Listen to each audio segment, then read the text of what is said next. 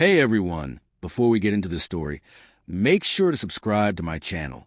Your support helps me share more real-life, emotional stories like this one. When Daniel first brought up, I laughed. Not a soft laugh, but one tinged with disbelief. Really? I said, shaking my head. You're jealous of Ethan? He's my best friend. We've known each other since college. This is ridiculous. Daniel's jaw tightened, but he didn't argue. He simply nodded, falling into a silence that made me realize my words might have hit harder than I thought. Later that night, I told my sister, Daniel's overreacting. He thinks Ethan is some kind of threat. It's so childish. She agreed, and I felt justified dismissing his concerns. After all, Ethan had been there through every breakup, every job disappointment. Even when Daniel and I first started dating, Ethan was the one person I could confide in without fear or judgment. What I didn't see was how it looked from the outside. Ethan texted constantly, and I always responded immediately. Sometimes, during dinner with Daniel, I laughed at Ethan's jokes while my husband watched. There were inside jokes, hugs that lingered too long, conversations that paused the moment Daniel entered the room. I told myself it was harmless, but deep down, I knew it wasn't as innocent as I pretended. Weeks later, Daniel tried again. Sophie, he said one night, I need you to understand what this feels like. It's like you're giving pieces of yourself to Ethan that should belong to us, to me. I rolled my eyes, irritated. You're overreacting. He's just a friend. Stop trying to control who I talk to. Something in Daniel shifted. I saw in his eyes a quiet resolve, as if he had made a decision, but I was too wrapped up in feeling superior to notice. I thought I was in control, but the game was only beginning. Over the next month, Daniel changed, not in dramatic bursts, but in subtle, unsettling ways. He stopped asking where I was going when I met Ethan. He no longer stayed up waiting for me. The man who used to notice every little detail seemed distant, detached. At first, I convinced myself it was progress. Finally, he had stopped obsessing. But what I felt wasn't relief. It was an eerie emptiness. His silence weighed heavier than any argument we'd ever had. Meanwhile, Ethan was still there, texting, calling, inviting me out. I leaned into it, almost spitefully. Daniel didn't care. Fine. I laughed louder at Ethan's jokes, stayed out later, shared more secrets.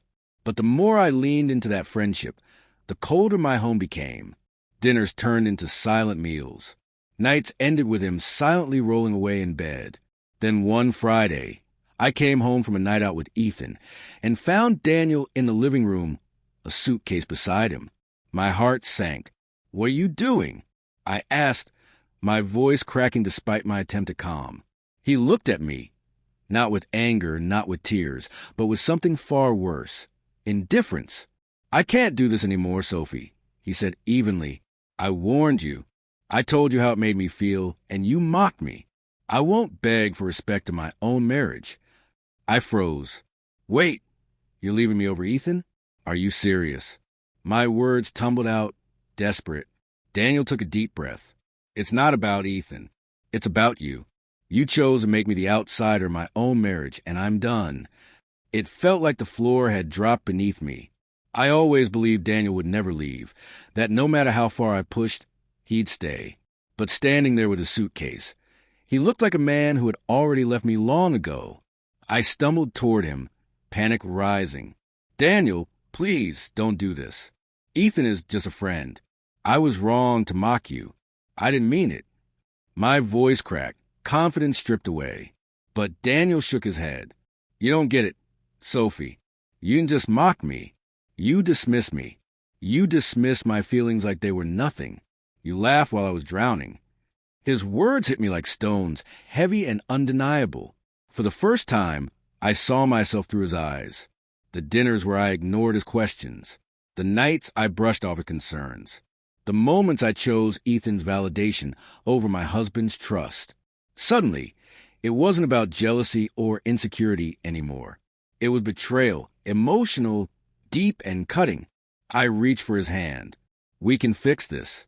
Please, I'll stop seeing Ethan. I'll do anything. Daniel gently pulled away, like someone who had already made peace with his decision. I gave you years, Sophie, he said softly. I begged you to see me, but you never did. You only saw a jealous husband to mock. Now I see myself, and I know I deserve better. With that, he picked up the suitcase and walked out. The silence that followed was suffocating. I sank onto the couch, replaying every cruel laugh, every sarcastic jab. Every time I made him feel small instead of safe. Ethan's text lit my phone, but for the first time, I didn't care. His attention meant nothing compared to what I had lost. I had always believed Daniel would always be there, but I was wrong. My mockery had carved a canyon between us, and when he finally crossed it, he didn't look back. That night, I realized too late that the man I dismissed as jealous was actually the only one who had truly loved me.